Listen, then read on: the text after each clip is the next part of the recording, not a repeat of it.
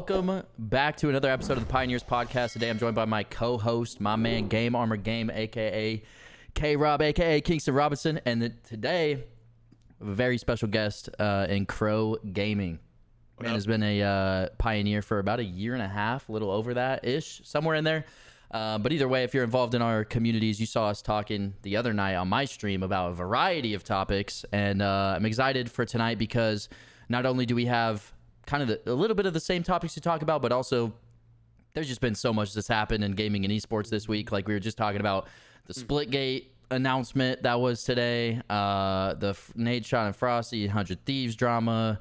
I mean, the Subtember is coming into play, and nobody on Twitch is happy about it. There is just so much to talk about. But yeah, Kingston, I'll kick it over to you, man, and just like, you know, where do we even want to start?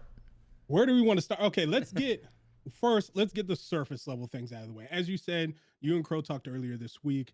A lot of the easy like intro things, I think we can just go ahead and get through. Crowe, incredible guest, as said, Twitch partner, one of the content creators of the Pioneers. It's weird. I ran into Crowe's stream before I realized that Pioneers and Crowe was intertwined in the same universe.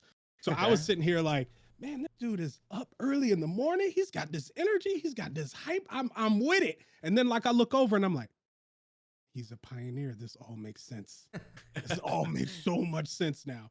But one of the great things that I think I can just kind of like introduce to everyone is that one, Crowe, you're not a long-term streamer, as most people would say. You know, a lot of people think about streamers that have either made it to Twitch partner or doing the numbers in the events in the community that you have.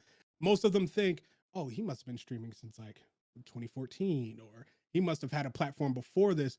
But getting out of the military and finding or trying to find a sense of community and find that diverse thing that you found being in the military, you found it through streaming. And that didn't start until September 1st, 2020. Yep, that's correct. 2 years yesterday, man. How wild is it to be able to just have the growth? And it comes with haters. You guys talked about it. It comes with haters.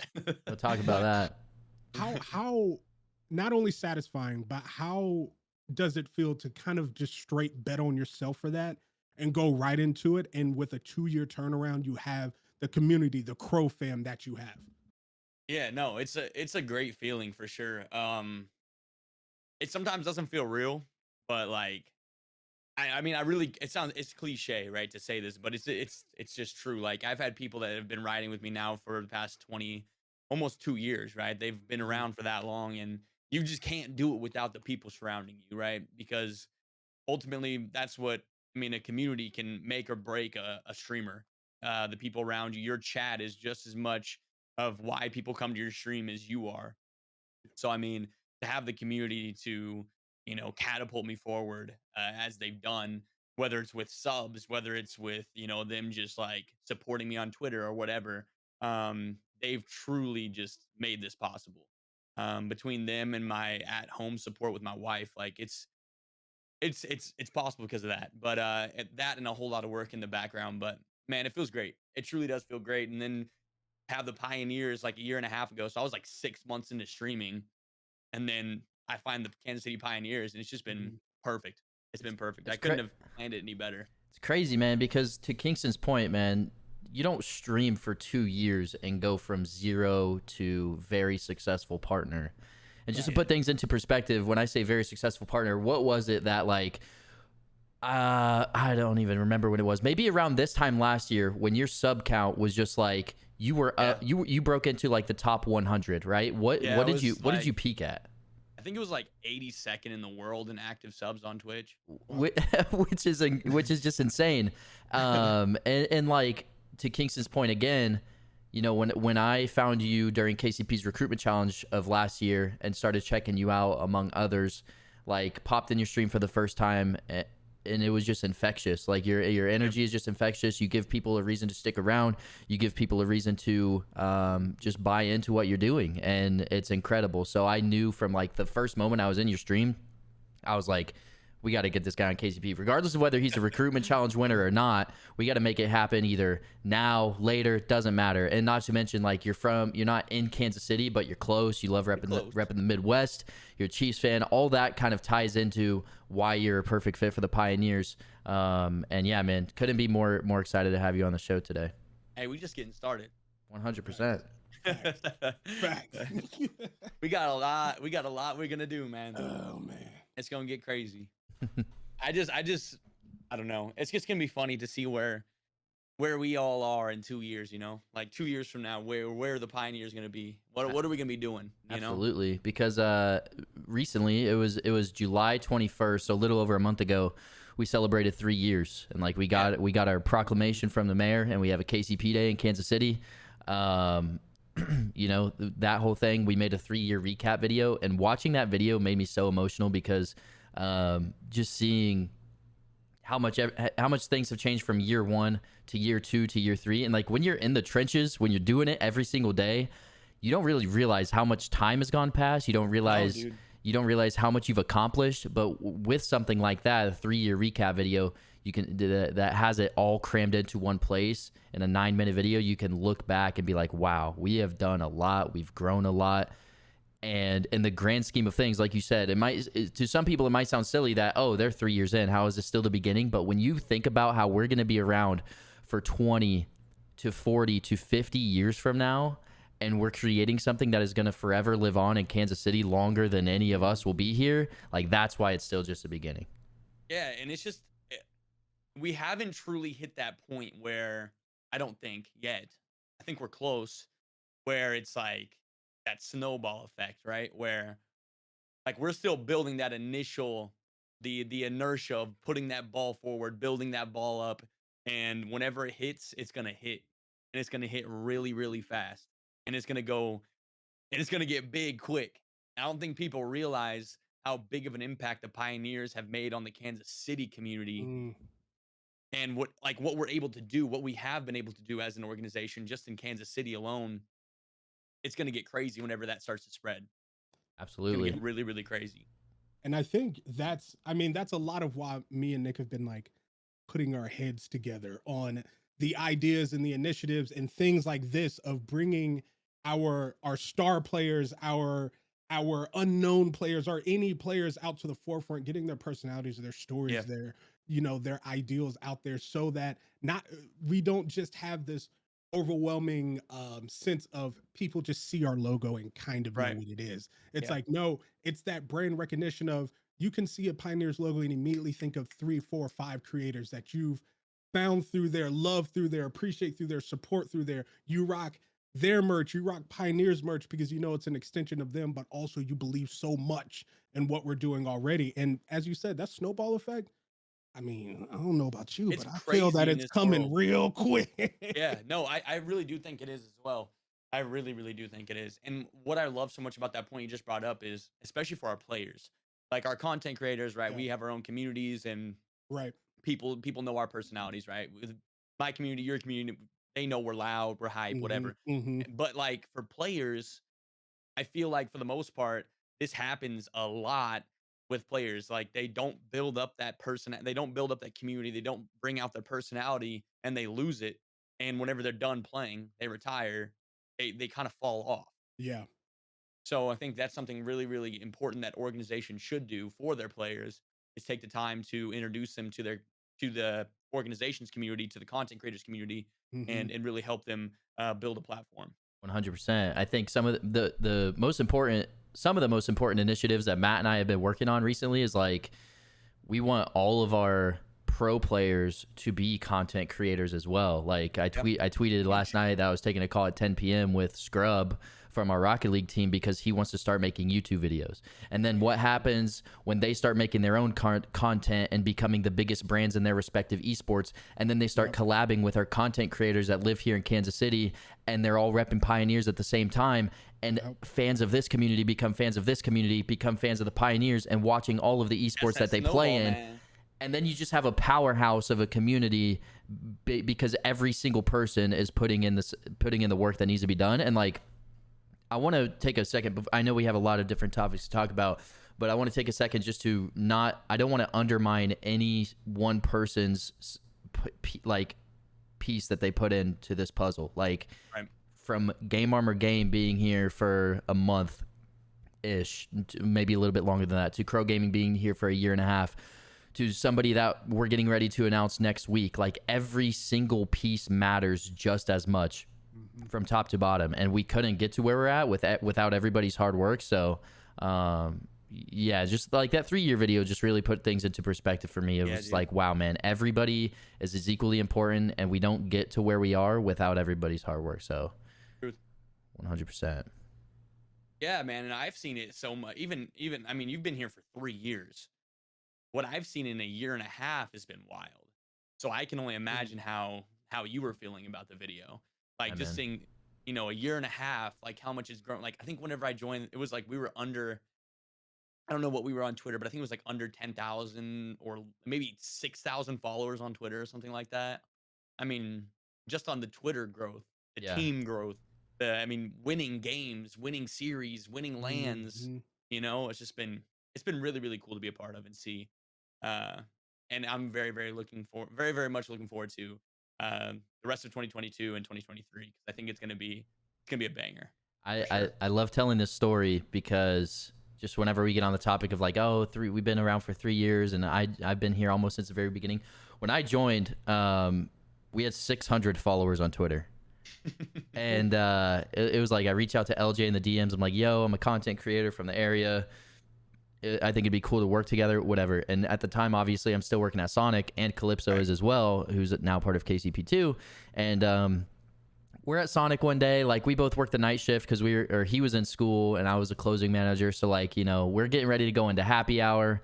We're just chilling at work like we normally are. And we announce our initial Rocket League roster, our first pro roster. We're officially a professional tier 1 org, regardless of what the numbers say. And we announced that along with like an Alpha Boost giveaway. For those of you who aren't familiar with Rocket League, an Alpha Boost in game is worth, I think, like a few $1,000. Like somebody in chat will know, but it's worth a few $1,000. So this giveaway is huge, right? So we announced the Rocket League roster and that at the same time, and I'm not joking. I refresh our Twitter and we hit 1,000 just like instant. And then I like pull my phone out again in 10 minutes, refresh our Twitter, we're at 2.5. I refresh our Twitter again, we're at like 3.8. I'm like, yo, what is happening right now? And that same day I told Trent, and I'm like, Calypso, I'm like, yo, we got to make a plan to quit, get up out of here, and put our work into KCP. And that's exactly what we did. But I'll never forget that. That was crazy. And yeah, for everybody who's been riding with us, regardless of whether it's been for 3 years, been a year, for a week, whatever, we appreciate you, and we're not slowing down anytime soon. But with all of that said, let's get into it, man. I want to talk about some of the more recent topics happening in the gaming community, more specifically in the streaming and content creation community. So let's just talk about Subtember, man, because I put out a tweet last night talking about how I wasn't gonna let Subtember stop me from having a banger month, but I'll let you guys weigh in a little bit about how we're feeling about it. No, but I do like your what you're doing. Like, what you're doing is masterful. Hey, man. Smart. I couldn't have thought of that. You got to get it where you can get it. So basically, chat, anybody's listening, maybe if you're watching on YouTube later, but Subtember is, Crowe, you explain. You're the Twitch partner here. You've been around. Subtember, what I personally think it is, right? So the summer months are pretty, like the slower months on Twitch. So I think it's to revitalize the communities on Twitch. This is kind of my opinion on it, but it's to revitalize the communities and everyone on Twitch, you know, get some numbers going crazy, whatever. So essentially what it is a incentive to subscribe, and last year to gift subscriptions to streamers. Last year it was 20% off every single sub, whether that's a resub, a continued sub. If you gifted 10 subs, you're getting 20% off. You gifted 100, you're getting 20% off. Like, it's an all-out war. It's like a battlefield out there most of the time. Last year was. This year, they're doing free subs and extensions. Okay? And The subscriptions that are not discounted are existing reoccurring, mobile subscription, Prime or gifting, subscriptions that are purchased before the fully expire before September, new Twitch Turbo subscriptions, and new custom subscriptions. So none of those count. Oh my dude, I can't hold it in, bro. So and what do we as content creators know that a lot of times people are watching on their phones. Like, so I mean, mobile, it's out the window. Yep. So I mean, not only have they limited initially, but then they're gonna go ahead and take mobile off the table. Mobile was off the table last year as well. Actually, for anyone that does stream in here and for the YouTube, if you guys do have people that watch on mobile but still want to support by resubbing and stuff like that, all you need to do is go www.twitch.tv/subs/your username, and that will give them the browser format so they still can get the 20% off. But once again, that's just for the resub. And I do believe they're doing 3 days out of September for gifted subs. They're giving us a whopping 3 days. Yeah, like the last 3 days of the month. It's like, Is it the last? I haven't I'm not too sure on which day. Not confirmed, but that's the rumors that I'm hearing. That's what I've heard as well. It's just so ridiculous, man. Like it's funny because I brought up Subtember like 2 weeks ago in one of our meetings, and Jewel was like, watch them not even discount subs this month, this year. It's Jewel's fault. Jewel, wait. Jewel, bro. Jewel manifested the Nissan, what was that? The car in Rocket League. She manifested that. I don't know if you guys seen that clip, and now she manifested this as well. Holy. Unacceptable. Wait. Oh my. Dude, that is ridiculous. Mute her mic. No, that's what I'm saying. But it's so sad, man, because like you were saying the other day on my stream, Crowe, Twitch takes 50% from most partners and all affiliates. That is before you pay taxes on that 50%. So you're paying another 12, 13, whatever percentage. So a lot of content creators and Twitch streamers bank on Subtember to be a really, really great month. For example, I typically sit around 200 to 250 subs throughout the year. Like that's pretty standard for me. Last Subtember, I hit close to 1,100. Like that's how hard the community goes during Subtember. But like, and we just can't even replicate that. So it's just so sad, man. When I saw that video, it's like, so this is pretty much going to be the last Subtember. If this is the path that they're going on, and it's just getting worse and worse and worse every single year, then what is it going to be next year? And I really do think it is going to be the end. Like I really do think this is the end of it. Yeah. And I mean, when we talk about Doozy's leaving Twitch, going to YouTube, right? Yep. We got Ninja. It's not confirmed, but where else is he gonna go? Did you see the end of his stream yesterday? No, I didn't. It was very interesting. So like I saw, it looked like rough in the thumbnail. It was so weird. So like Jake Sucky reported on it. He said that like Ninja's changed his profiles, user not found, whatever. I'm like, well, I went to his profile and saw that he had tweeted that he was live 2 hours prior. So I'm like, dude, his VOD has to still be up. So I go and I watch the last 5 minutes of his VOD. He's mid-game with Cypher, and he's in a gunfight, and the dude just riffs away in front of him in Fortnite, and then he just sits there and he's like, I'm done. That like, it had to, like, knowing Ninja, it has to be a publicity stunt. Like it has to be. Yeah. That's the first thing I saw. That I instantly thought of that.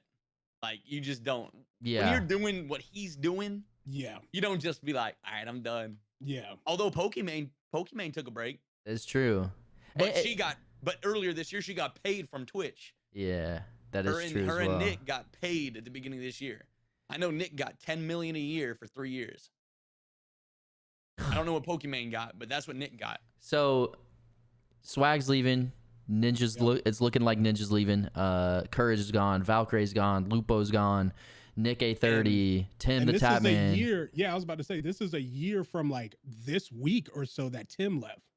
Yeah. Dr. Disrespect. Like, we're just gonna continue to see it. So I have a question for you guys. I'm curious what you guys think, and then I'll kind of weigh in a little bit. But why is it? You know, if YouTube, if you like stack up all the pros and cons side by side, Twitch versus YouTube streaming, I don't think it's any secret that YouTube outweighs the benefits. So why is it that so many people are still streaming on Twitch? Why are people still streaming on Twitch? Why are people streaming on Twitch? Because I have a pretty good point. I think that's probably pretty relevant. But I'm curious as to what you guys think. Sure. So first thing, the base is there, right? So it's very, very easy to monetize on Twitch. It's not that hard to get affiliate. Yep. 50 followers, 3 average viewers over 7 days, streaming 8 hours. That's really easy for the most part, especially if you kind of know people in the game, whatever. So like that's one big reason, right? So we look at monetizing on YouTube. It's a little bit more difficult, right? 4,000 watch hours in a year, 1,000 subscribers, and then you have to apply like you do for a Twitch partner. And you have to be in good standing with YouTube. Whereas a lot of people on Twitch just play whatever. So, I mean, they're going to get in trouble quick on YouTube. May have already gotten in trouble on YouTube. Secondly, Twitch, it's been a powerhouse for however many years in the past. So people still think of Twitch as the powerhouse. Also, it's more user friendly as far as emotes, as far as everything like that. All the stuff that you benefit in YouTube as far as the 70-30 split, your bit rate, everything like that. People that are starting streaming aren't really looking at yet. That's stuff that we are looking at that have been doing this for a little bit now. People that are just starting out. So it's all these new people that are starting out that are continuing Twitch to push forward.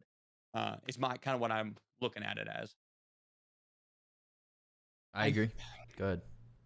With everything that was said is exactly right, because I do feel that YouTube at this point has become the next step. It's everyone's next step in elevation. Once you have the tech, the bit rate, the experience, you no longer have to get on OBS and like get triggered and think that you forgot how to work everything. Like once you get past those points, to me, YouTube is the next spot. But Twitch is the only reason why people are still on Twitch at this point is because they are scared to move their communities to another spot. That's really the cornerstone of all of it. Once you remove the amenities, the abilities, all of that, whatever you have done on Twitch, whether if it's been 2 weeks or 2 years or several years, you have sunk your time, your efforts, all of that into the community on one platform. We all know how hard it is to get people to come to our platforms anyways. Right. We've gone, as per earlier this week, we have gone through the conversations of sending out messages to get people to come to our streams. Absolutely. We've had to go through that all the time. And now the thought of, I'm gonna have to send people new URL. I'm gonna have to start doing all this extra things now. Oh, this platform provides more, so I probably have to do more as well. Than before, I could just hit live. My VOD stays up for either 2 weeks or a month, depending on where you are on the platform. And then like, that is what it is. But it's like,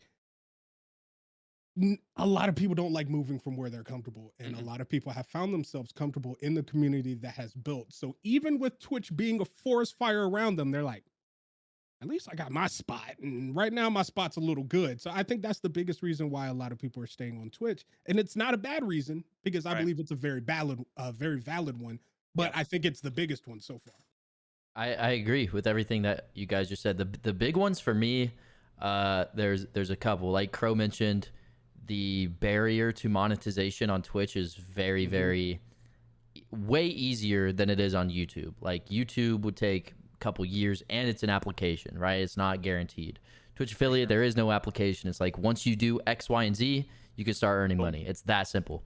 So like that's the straight up. That's the reason I haven't switched. Like my 250 subs a month, dude, that pays some bills. Like straight up. So I do want to start streaming on YouTube though, because I see all the benefits that come with it. The other one being like the user, like you said, it's more user friendly. Twitch is just very, like, people know Twitch as the streaming platform, whereas YouTube, long form content, videos, shorts. But it's scary to think about if YouTube figures out, like, is it a separate app that's YouTube Live? Is it a way to?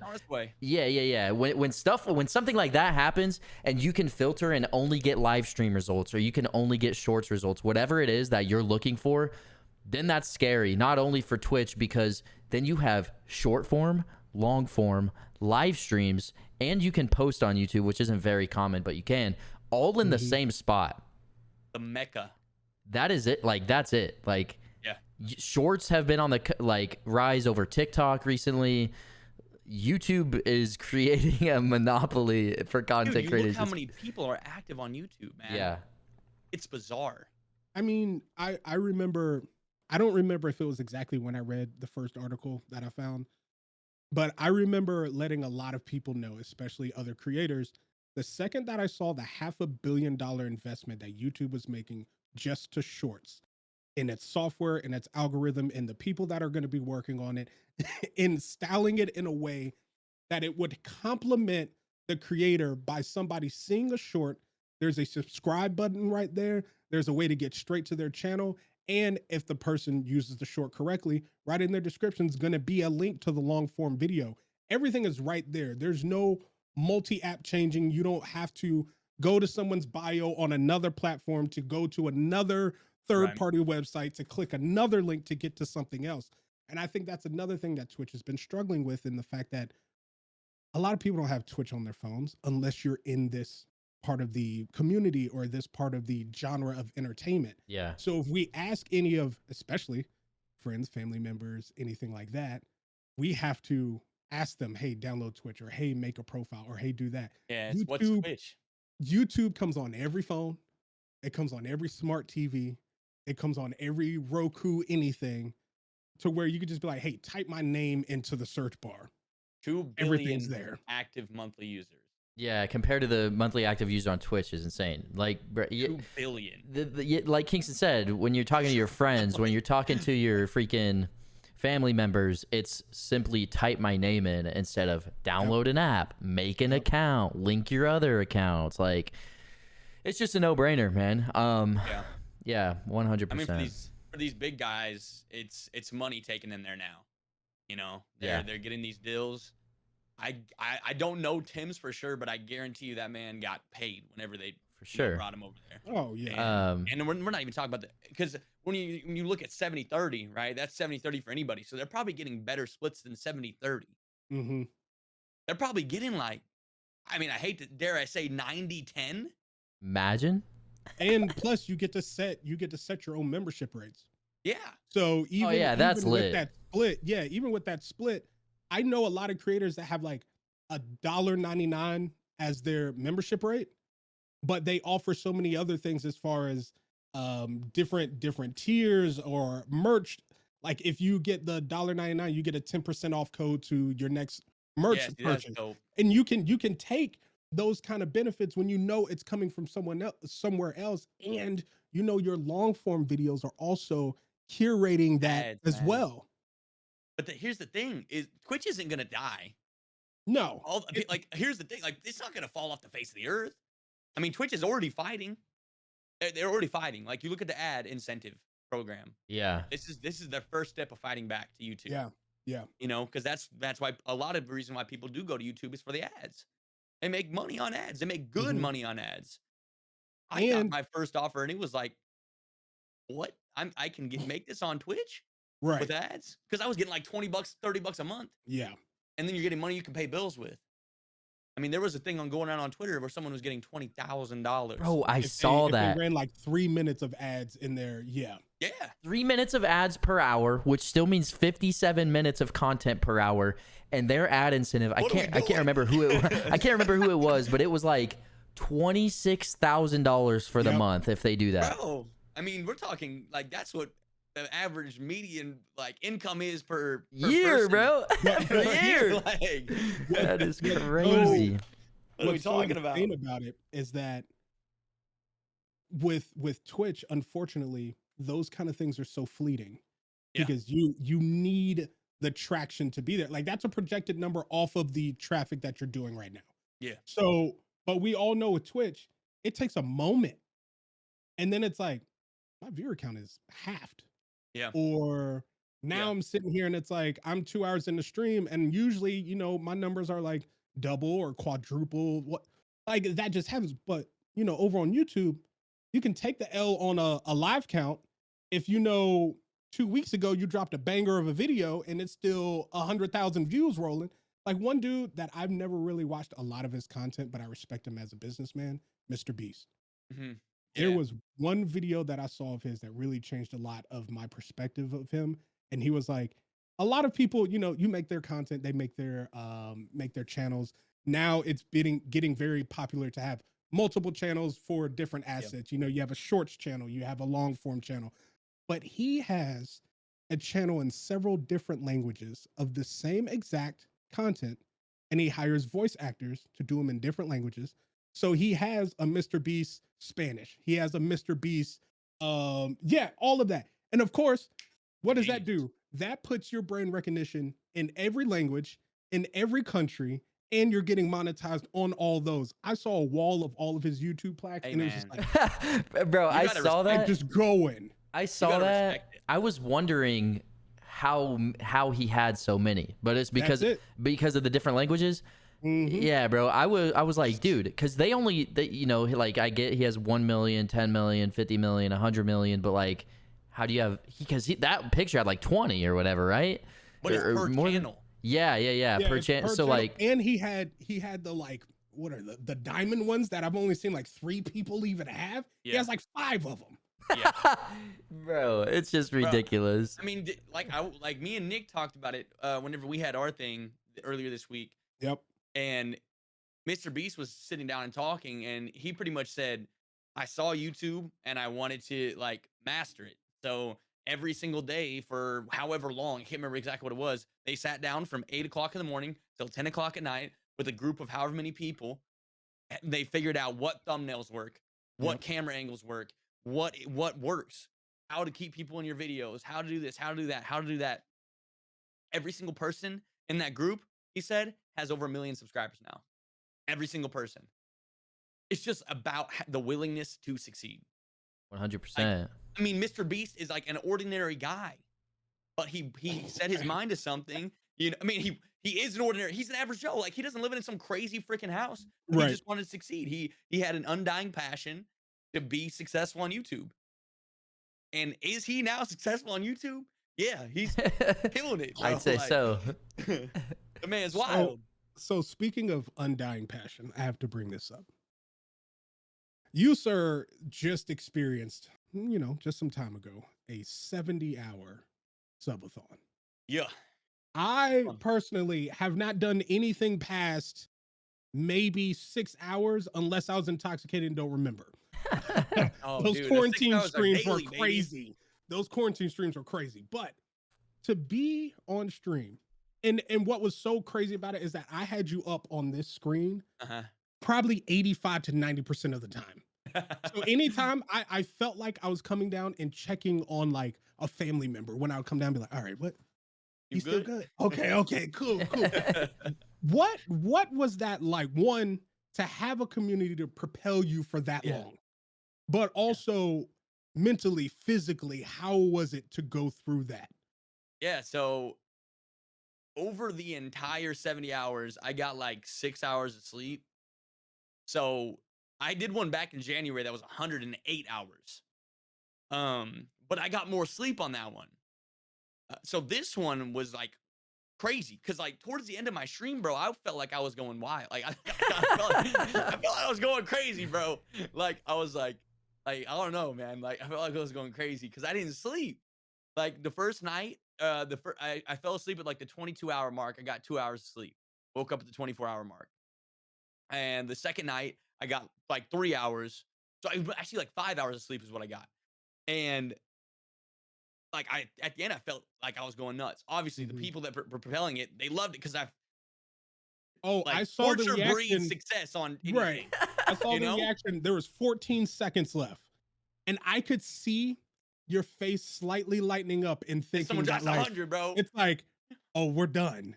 We're about to be here. And then it was like, boom, boom, boom, boom, boom, boom, boom, boom. And I was like, oh man, y'all not gonna let this man go to sleep. Bro, I wish you could have seen it last time. Because last time was like, it was from Monday to Friday evening. Monday, 8 o'clock in the morning till Friday at like 7 o'clock. I had over 30 hours for every single day in between. So I was just like going wild. And I like almost manually stopped it because my wife at the time, Brooke, she had COVID. So like I was bringing the clock down to like 15 seconds a sub. 15 seconds a sub. They kept it going for another 3 hours. Like The way that the way that you worded that, I just want everybody to know that you're still married. You were like, my wife at the time. Yeah. at the time of the subathon. She had COVID. But, like, and she was sick. So I was like, dude, I got to end this thing. But there was still like 3 hours on the clock. And I was like, man, we got to do something. Yeah. So like, bits didn't even add time. Like subs added 15 seconds. Another 3 hours on the clock. And this time, but it was great. You're on the front page of Twitch this time, and that's something that not a lot of even partners get to experience. What is that like? Because and what was your peak viewer count? It was like 15K, close to 15K. 16.8. 16.8 thousand people watching you. So think about, bro. Last month we were in Dickey's Arena for Rocket League, sold out 13,000 people arena. That's like, you know, chanting Joy, whatever, right? Laniel, sorry. So 13,000 people, I can hear how loud they can be, bro. And you have that plus another 3.8K watching you live. Like, how describe that? Bro, I was losing my mind. The August 20th, August 20th, 420,000 live views. Yeah. Which is more than most people see in a month. Dude, that's more than I had for my career on Twitch. It straight up doubled it in a day. Legit. Like, I mean, let's look at this. Like, okay, so September of 20. Let's look at this. September 1st of 2020 to August 19th of 2022. It's gonna take a second to calculate. Yeah, no worries. But yeah, that's true though. How do you feel about Twitch not tracking live? I mean, I know they do, but it's like it's not. Took it off. Yeah, they took it off. Live views. 988,000. So I was about to break 1 million. Add the 20th in.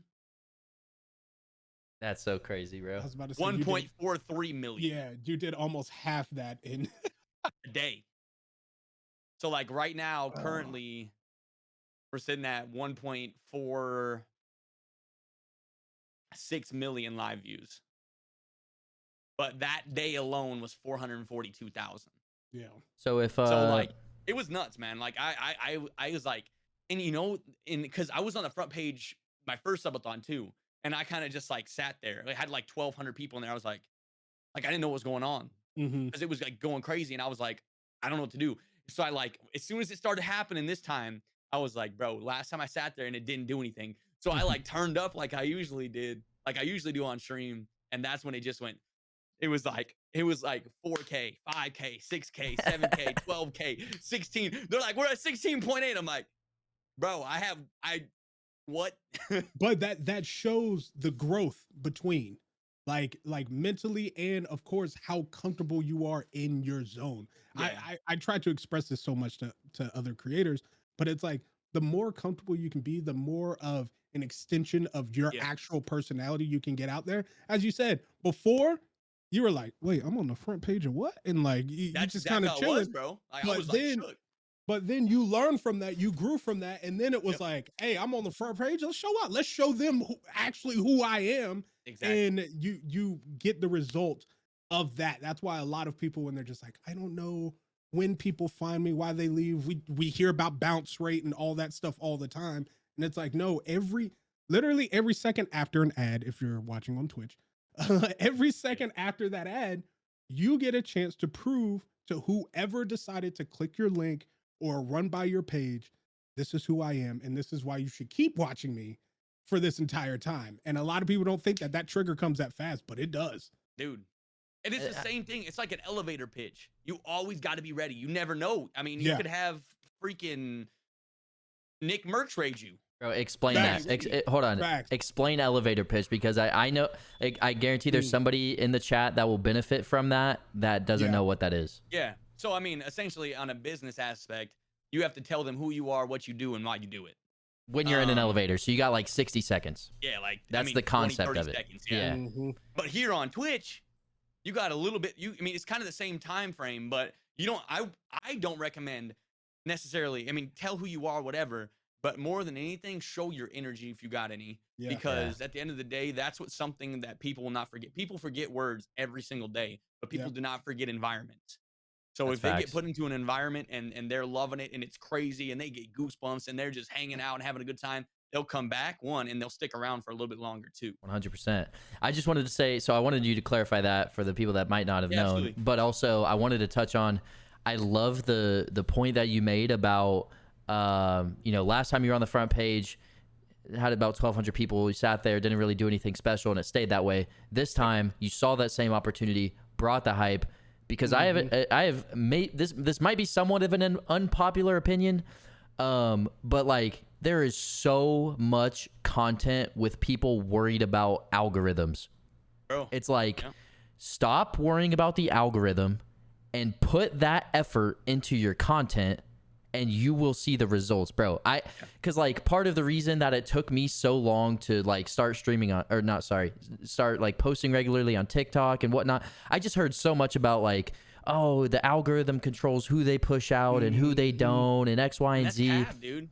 And so I didn't want to, and then I just started being consistent, and then I started working with an editor, and I started to see like the more effort I put in, the more views I was getting. And it's just like, and then whenever we just needed an uploaded for the day and it was just a half-assed upload, it got half-assed views. So it's like, I know the algorithm plays a part for sure, but at the same time, if you took half of that energy that you blame the algorithm for and put it into your content, you will see the results.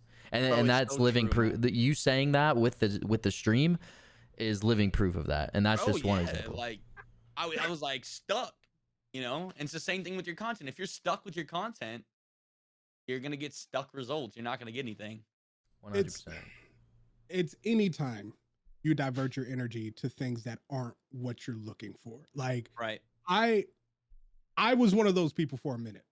I was like, oh, I'm looking at all these charts. I'm looking at all these percentages. Oh, I need to post on this platform at this time, but then schedule a post over here and all that. I got to the point where I exhausted myself so much about a number that I can't even change. Yeah. That I was like, okay, why don't I just bite the bullet and produce the best content possible? Because that's what I want to take off anyways.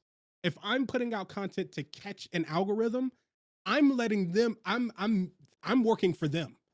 When as a content creator or a producer or anything like that, we are self-employed. Basically, we handle, we produce, 100%. We distribute all of our own things. Why am I have something else basically dictating when I should put out my own things?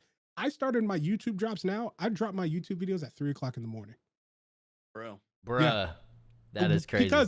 But that's because of what's been happening for me. So I've seen in my analytics that I get a lot of my first time watchers are usually like in the UK, in Germany, and stuff like that. Yeah. I drop my stuff at 3 a.m. Might as well. So I mean, that's like 9, 10 o'clock for them. They catch it, and there's some steam rolling. So then when everybody on my side of the land wakes up, it's already got some steam. Yeah, that's smart. But that I did that off of what was happening in my demographic. It has nothing to do with like what I saw on some YouTube sit down interview that told me the only way you can get successful on Instagram is to only post a 14-second to 30-second video at 2 p.m. or 2:04. That's the only time the algorithm will be forgiving enough to let you in. Like, yep. I mean, that's for that person. You got to figure it out for their yourself. experience. Yeah, exactly.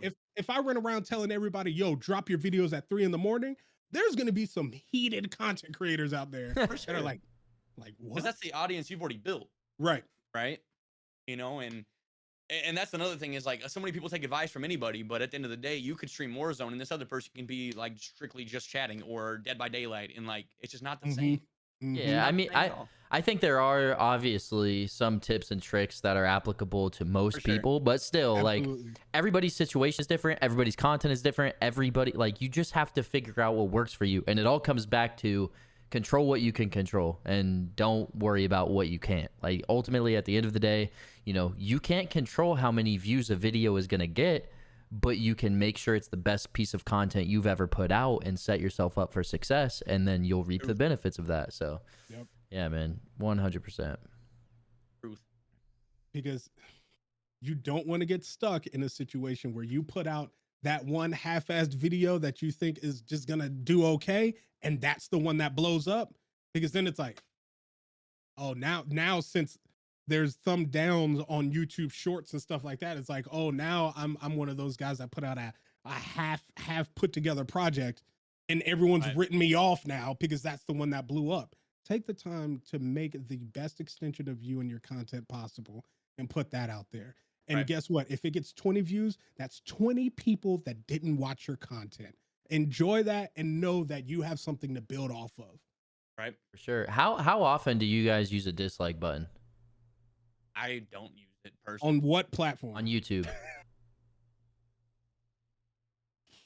I think maybe only one time. That's what I'm saying. Okay, I'm glad you guys are. Bro, I feel like it's that person. You know what I'm saying? That's okay. So like, this is the point I'm trying to make. As content creators, we respect people's hustle. We know how much effort it takes to put out a video, whether it's a short or a long form.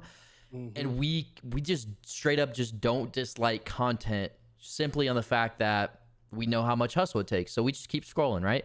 Yeah, so it's like, what I do is I'll comment. Yeah. Not in a nasty or hateful way, but in something that's actually going to help build the person up. Constructive criticism. So what Hey, I enjoyed this part of your video, but maybe you could do this better. What I'm saying is, like, you know how if you look up restaurants online, 90% of the reviews are negative most of the time. It's because when you go to a restaurant and it's good, you don't really take the time to you give a tip. You don't really take the time to leave it. You're like, damn, that was so good, I need to leave a report online. But when you're mad, when they mess up your order or the service was bad or whatever, you go online and you leave a review. It's the same thing. I'll go to my shorts and I'll be like, damn, this got 15 dislikes. Like, not only did they not like it, but it pissed them off so bad. I get dislikes and comments, bro. I'm like, it pissed them off so bad that they left a dislike on this. I'm like, damn, bro, what did I do wrong?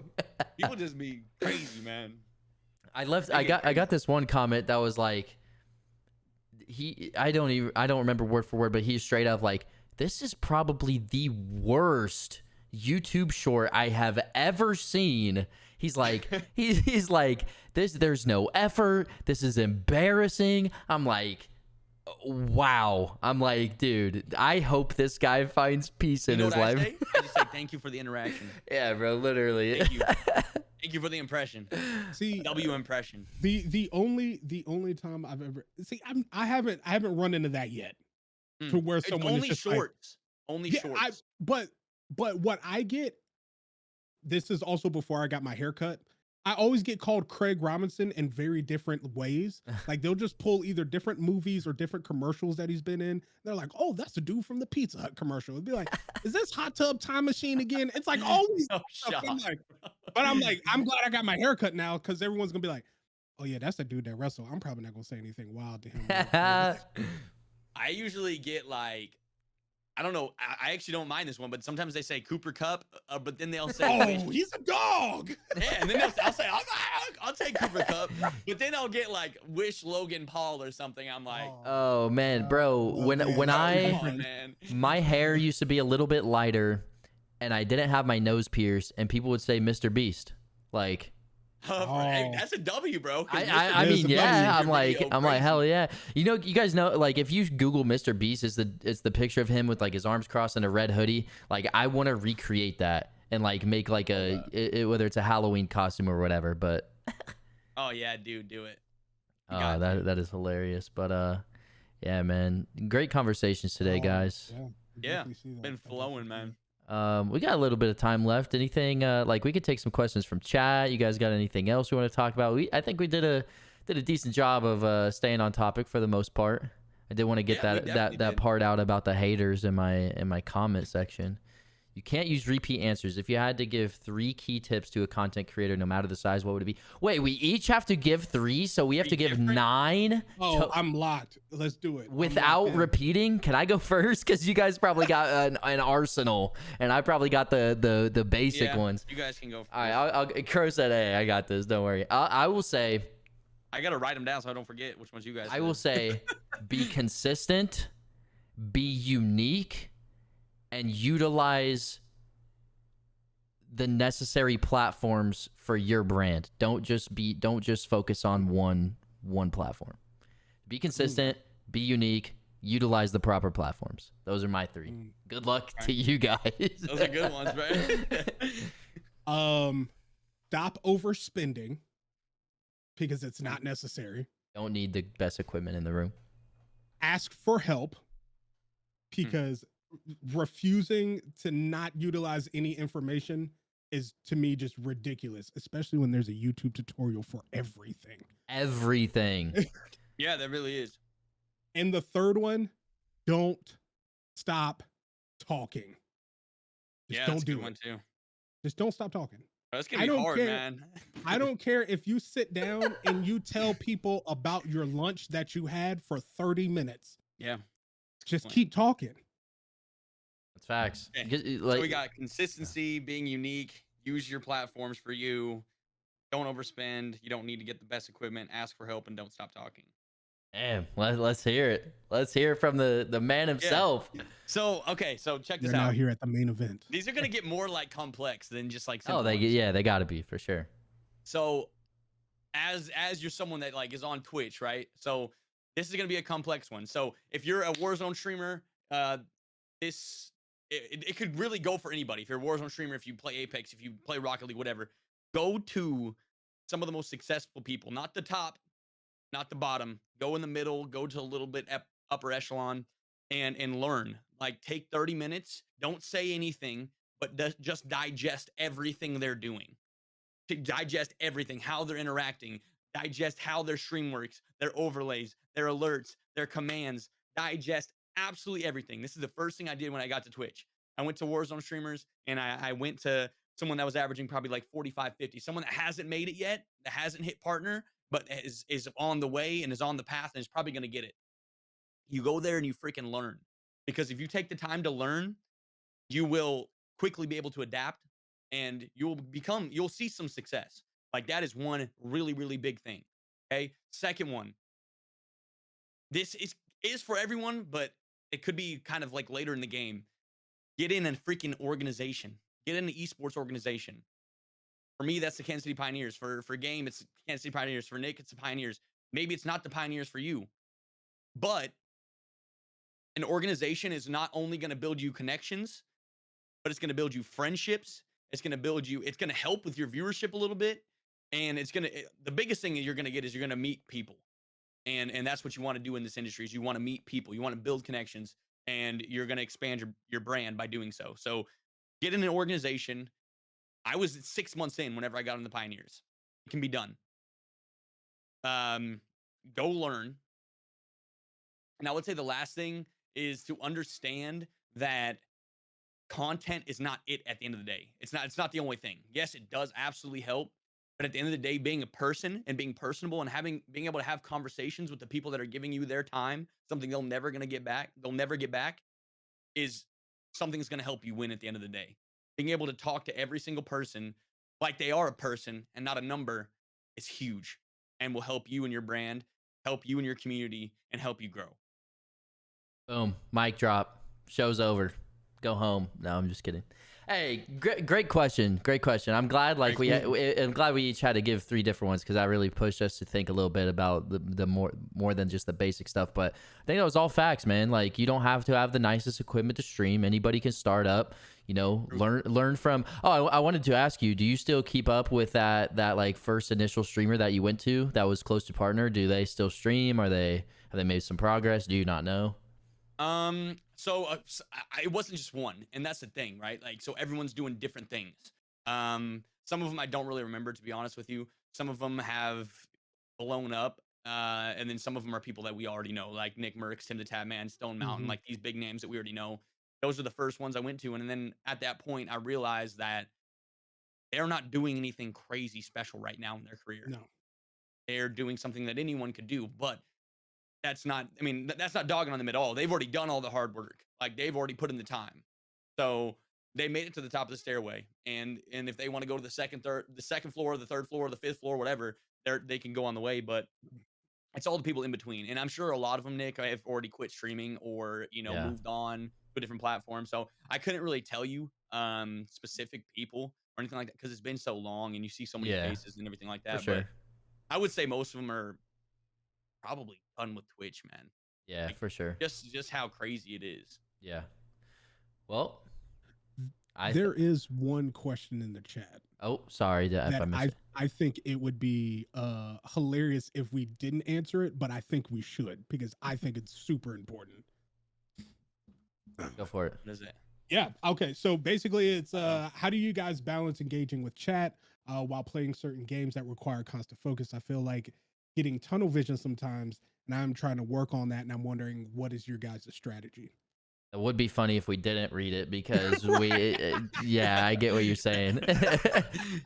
Sorry, Legend. We got tunnel vision. Yeah, sorry, Legend. Talks, I'll go first again, but I think like it's just a habit that you build over time because when you start streaming, kind of take Kingston's third point to into effect here, like never stop talking because if you're talking and you just make a habit of like checking chat every once in a while.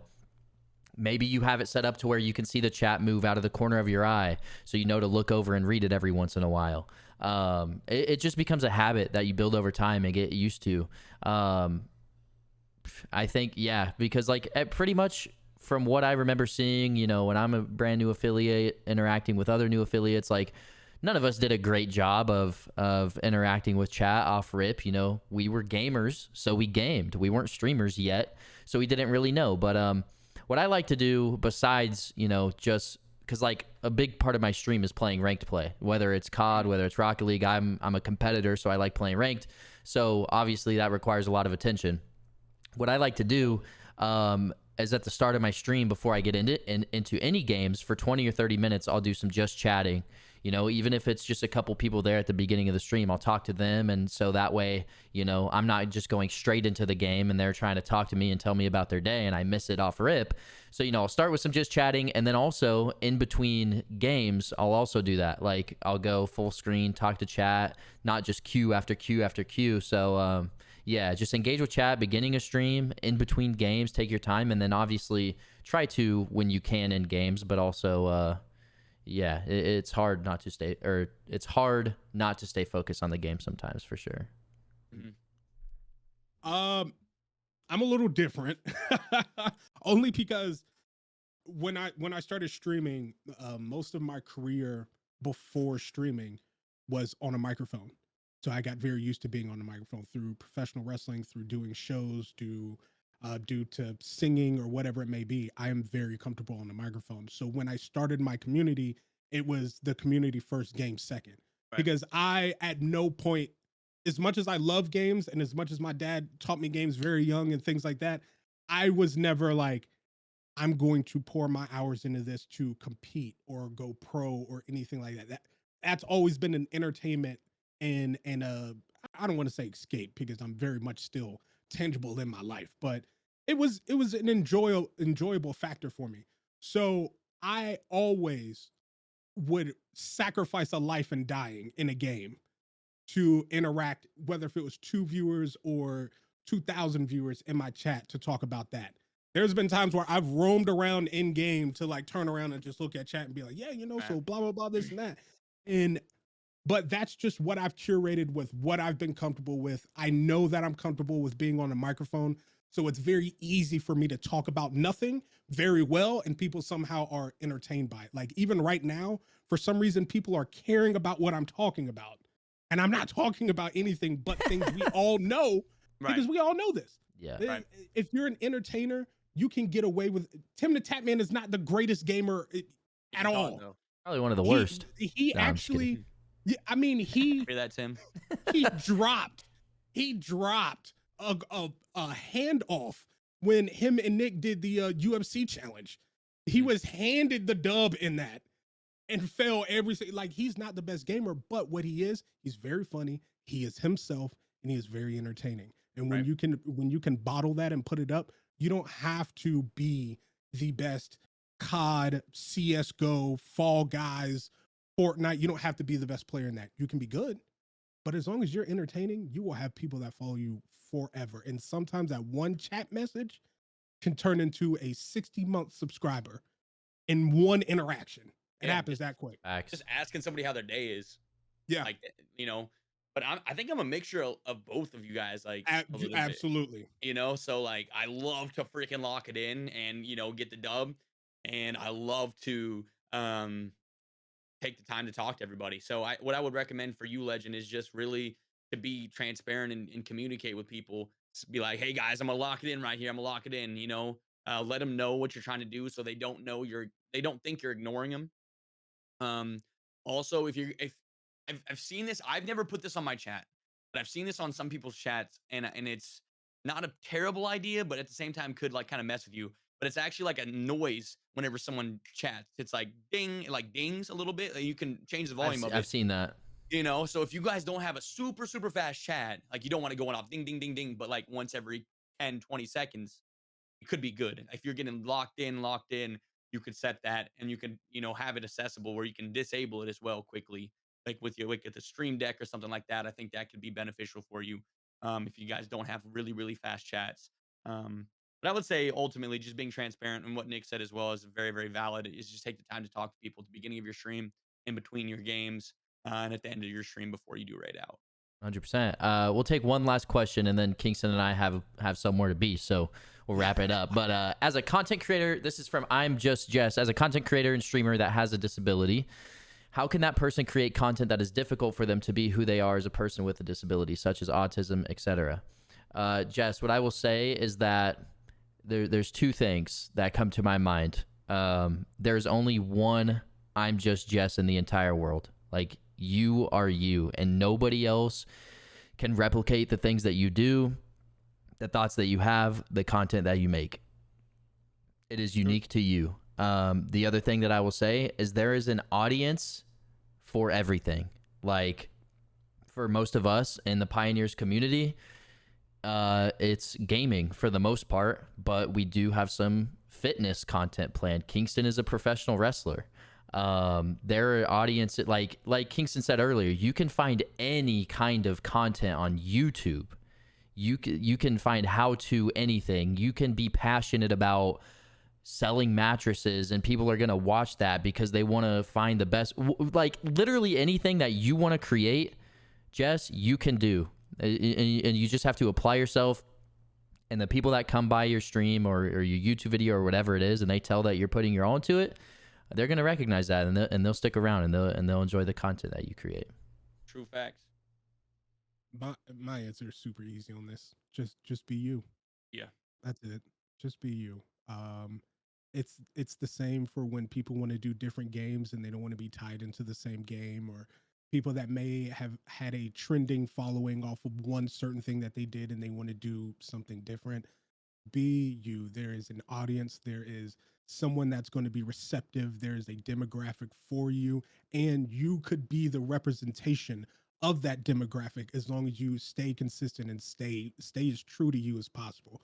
Because as much as there are Warzone viewers and Fortnite viewers and all of that, those are just people that are looking for someone that they see a bit of themselves in, and that they can see a bit of representation of themselves. And you can be that person that has that representation, or be that representation for someone else in that same community. So just be you. Yeah, absolutely. So it's kind of, what I got to say is kind of the caveat off of both of their answers, which were very good. And I think I've told you this already, Jess. I've known Jess for a little bit. I actually met Jess from doing Twitter Spaces. So Jess, what I would say to you, man, is this: like, relatability is everything. I would say to you to be proud of who you are, embrace, you know, having autism. You're a great freaking person. I wouldn't be able to tell the difference either way. I've played multiple games with you. You're a good guy, and you're funny. So, dude, like, freaking embrace it. Be that person. Be that inspiration for other people that do have autism out there, and freaking make something special, man. Make something great, because people are looking for inspiration every day, and you could be that inspiration for somebody out there. So just don't be shy. Don't be hesitant. Be you, and put it all out there, bro. Put it all out there. 100%. I love that. I definitely want to, use the podcast more to just take live questions from the chat. I think that's really good, and I'm glad we were able to answer some questions and help you guys out with what you guys were wondering. So, if you guys did enjoy the podcast, obviously let us know on Twitter at PioneersGG. These are, I mean, CroweGaming's handles. I think mostly everybody's in here, Crowe fam. That's at GameArmorGame. I'm at NickRich. And we appreciate all you guys. If you're watching on YouTube, be sure to leave a like in the video and let us know in the comments what was your favorite part and who you want to see in the next episode. This has been your host, NickRich. It's GameArmorGame, CroweGamingg, and we'll see you guys in the next one. Peace out. Peace.